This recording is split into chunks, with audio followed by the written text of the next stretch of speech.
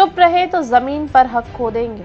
जानिए transfer of property और ईजमेंट्स act का सच। प्राइवेट प्रॉपर्टी का बोर्ड लगाइए, वरना प्रिस्क्रिप्टिव ईजमेंट से संपत्ति हाथ से निकल सकती है। अगर आप चुप रहे तो आपकी दीवार भी जाएगी और आप जमीन भी। समझिए कानूनी खतरा। संपत्ति विवाद, प्रॉपर्टी डिस्प्यूट भारत में एक आम समस्या है, लेकिन ज्यादातर लोग यह नहीं जानते कि अगर आपने समय पर आपत्ति नहीं की तो आपकी दीवार, जमीन और मकान पर भी दूसरों का कानूनी कब्जा हो सकता है। आज हम आपको विस्तार से बताएंगे कि कैसे आपकी चुप्पी आपके ओनरशिप और पोजीशन को खतरे में डाल सकती है और इससे बचने के क्या तरीके हैं। दीवार पर कब्जा कैसे होता है? अगर आपका पड़ोसी आपकी दीवार का सहारा लेकर एसी लगाता है, पाइपलाइन डालता है, सीढ़ी बनाता है, छत निकालता है या कोई भी स्थायी निर्माण, परमानेंट कंस्ट्रक्शन कर लेता है और आप चुप रहते हैं, तो आने वाले समय में वह दीवार पर कानूनी अधिकार भी हासिल कर सकता है। यह प्रताड़ना नहीं कहलाएगी, लेकिन आप कानूनन अपना हक खो सकते हैं। कौन कौन से कानून आपके खिलाफ खड़े हो सकते हैं? पहला, transfer of property act 1882 section 7। संपत्ति का हस्तांतरण वही कर सकता है जो उसका वैध मालिक, लॉफुल ओनर हो, लेकिन अगर तीसरा व्यक्ति लंबे समय तक संपत्ति का बिना विरोध उपयोग करता रहा तो आपके मालिकाना हक, ओनरशिप पर सवाल उठ सकते हैं। दूसरा, ईजमेंट्स एक्ट 1882 सेक्शन 15। अगर कोई व्यक्ति आपकी दीवार या जमीन का 20 वर्षों तक खुलेआम, लगातार और बिना विरोध के उपयोग करता है तो उसे प्रिस्क्रिप्टिव ईजमेंट राइट मिल सकता है। फिर उसे हटाना बेहद मुश्किल और लंबी कानूनी लड़ाई बन जाती है। चुप्पी के गंभीर परिणाम। अगर आप समय पर विरोध नहीं करते तो आपके खिलाफ एडवर्स पोजीशन, दखल कब्जा का दावा किया जा सकता है। अदालत में यह तर्क दिया जा सकता है कि आपने समय रहते आपत्ति नहीं की, इसलिए अब आप हक नहीं जता सकते। याद रखिए, कानून सोते हुए मालिकों की रक्षा नहीं करता। क्या करना चाहिए?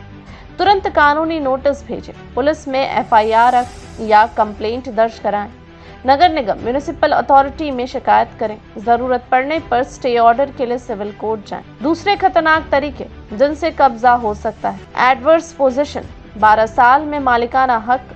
यदि कोई व्यक्ति आपकी जमीन या मकान पर 12 वर्षों तक लगातार कब्जा बनाए रखता है और आप चुप रहते हैं तो वह लिमिटेशन एक्ट 1963 सेक्शन 27 के तहत मालिकाना हक मांग सकता है। दूसरा, प्रिस्क्रिप्टिव ईजमेंट, 20 साल में स्थायी हक। अगर कोई आपकी जमीन या दीवार का 20 साल लगातार उपयोग करता रहा, रास्ता निकालने, पाइप लगाने या निर्माण के लिए, तो उसे स्थायी उपयोग का अधिकार, परमानेंट राइट ऑफ यूज मिल सकता है। तीसरा, एनरोचमेंट थ्रू कंस्ट्रक्शन। शुरुआत में छोटी चीजें लगाकर, जैसे एसी, टीन शेड, धीरे धीरे दीवार जोड़कर फिर छत बनाकर कब्जा धीरे धीरे पक्का कर लेते हैं। चौथा, फोर्ज्ड डॉक्यूमेंट्स, जाली कागजात से कब्जा, फर्जी बैनामा, फर्जी वसीयत या रजिस्ट्रेशन बनवाकर संपत्ति का रिकॉर्ड बदलवा देते हैं।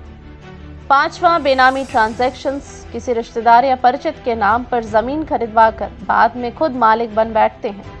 छठा, बाउंड्री शिफ्टिंग, सीमा बदलकर कब्जा, असली सीमा धीरे धीरे खिसका दी जाती है और सालों बाद नक्शे और रिकॉर्ड बदलवा कर कब्जा वैध करवाने की कोशिश की जाती है। कैसे करें बचाव? अपनी संपत्ति की बाउंड्री को समय समय पर साफ और चिन्हित कराते रहें। प्राइवेट प्रॉपर्टी नो ट्रेसपासिंग का बोर्ड लगाएं। अवैध निर्माण दिखते ही तुरंत पुलिस में शिकायत करें। जरूरत पड़े तो स्टे ऑर्डर के लिए कोर्ट जाएं। अपने रेवेन्यू रिकॉर्ड्स, खसरा खतौनी, रजिस्ट्री अपडेट रखें। टैक्स और प्रॉपर्टी के बिल खुद के नाम से भरते रहें। खाली पड़ी जमीनों की नियमित फिजिकल विजिट करें। चुप रहना, अपना हक खो देना। संपत्ति की रक्षा में सक्रियता क्यों जरूरी है? भारत में संपत्ति विवादों में सबसे बड़ा कारण मालिकों की अनदेखी और चुप्पी है। कानून यह मानकर चलता है कि अगर किसी अवैध कब्जे पर आपने समय रहते आपत्ति नहीं की तो आप अपने हक के प्रति केयरलेस हैं। कोर्ट में कई ऐसे मामले देखे गए हैं जहां असली मालिक सिर्फ इसलिए हार गए क्योंकि उन्होंने वर्षों तक कोई विरोध दर्ज नहीं कराया। इसलिए संपत्ति का मालिक होना ही काफी नहीं है, आपको यह भी साबित करना पड़ता है कि आप अपने हक के प्रति सजग हैं और किसी भी गैर कानूनी हस्तक्षेप को समय पर चुनौती देते हैं। एक्शन टेकन रिकॉर्ड, जैसे नोटिस, शिकायत, एफआईआर आपके हक की सबसे मजबूत ढाल बन सकते हैं। आपकी संपत्ति आपकी मेहनत और पूंजी का परिणाम है। इसे सिर्फ कागजी मालिकाना हक से नहीं बचाया जा सकता, बल्कि सक्रिय निगरानी और समय पर कार्रवाई से ही बचाया जा सकता है। इसलिए सजग बनिए, सतर्क रहिए और अपनी संपत्ति पर कानूनी अधिकार को मजबूती से बचाइए।